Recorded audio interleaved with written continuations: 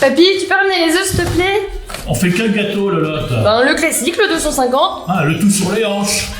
Oui. Bon, on a tout, là? Ben oui, 4 œufs, 70 grammes de farine, 200 grammes de sucre, 250 grammes de beurre, 250 grammes de chocolat. Alors, la dernière fois, on se demandait d'où pouvait provenir ce désir, voire ce besoin d'engagement. C'est quelque chose qui m'anime quand même, quoi, qui fait partie de moi. J'ai mis le four à chauffer à 180.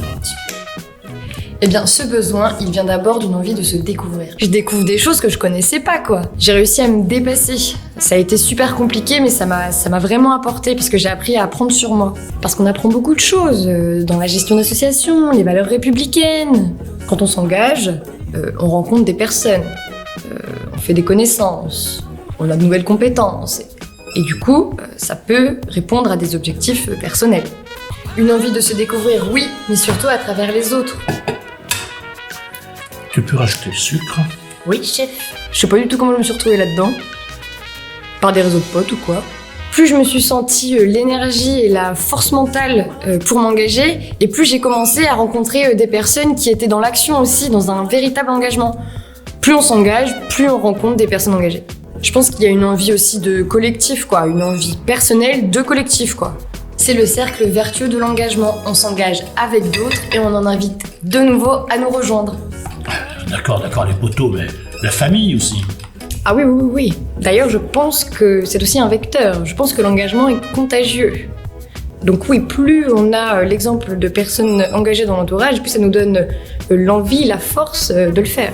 L'engagement, je suis baignée dedans depuis que je suis petite, en fait. C'est bon, ça fait de la mouche? Négatif. Et oui, l'enfance et l'adolescence sont des moments clés dans la construction de soi et donc sont des moments essentiels dans l'élaboration de nos valeurs et de nos convictions à l'origine de nos engagements.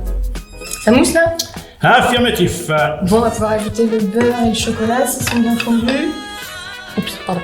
J'ai commencé tout petit. Au collège déjà, je faisais partie d'un club scolaire qui s'investissait pour le Mali. On faisait des dons, des ventes, etc. Ce qui m'a un peu forgé, c'était quand j'étais à l'école, c'était au primaire, ouais.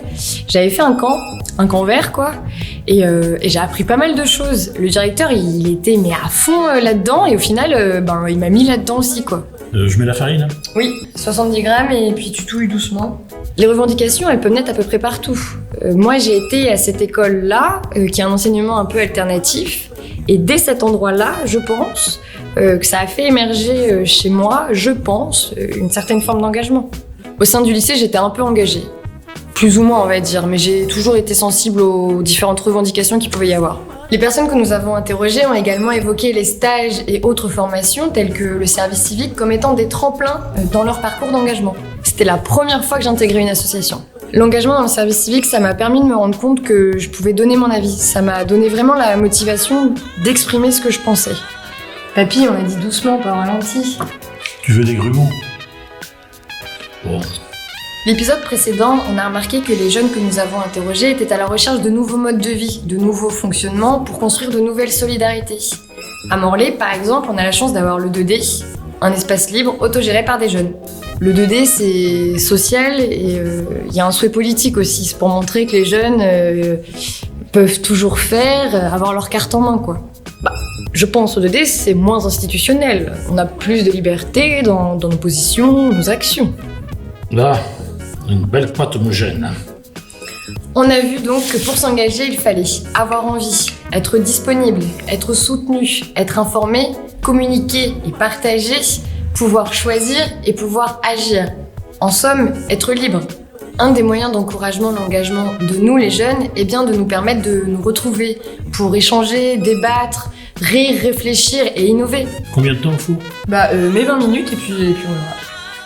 Si l'engagement est à première vue individuel, motivé par des convictions et des envies personnelles, il ne prend sens qu'à travers le collectif et le partage. Peu importe le lieu du moment qu'il favorise la rencontre et les échanges, un lieu qui fédère et qui libère nos désirs et notre créativité. Un lieu où nous avons... Vous pourrez ensemble planter vos poireaux. Mais t'es pénible, papy, à chaque fois tu fais la blague, c'est lourd là, regarde, tu m'interromps. En plus, tu finis d'échec tout le plat, mais vas-y, moi ça me saoule, à chaque fois tu fais pareil, moi j'en ai marre. De toute façon, j'éteins tout, ça me saoule.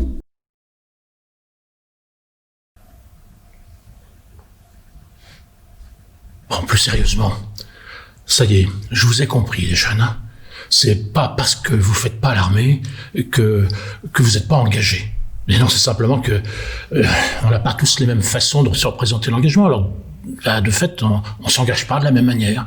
Alors, il faut de tout pour faire un monde. Un beau monde, en tous les cas. Allez, à ciao, Kenavo.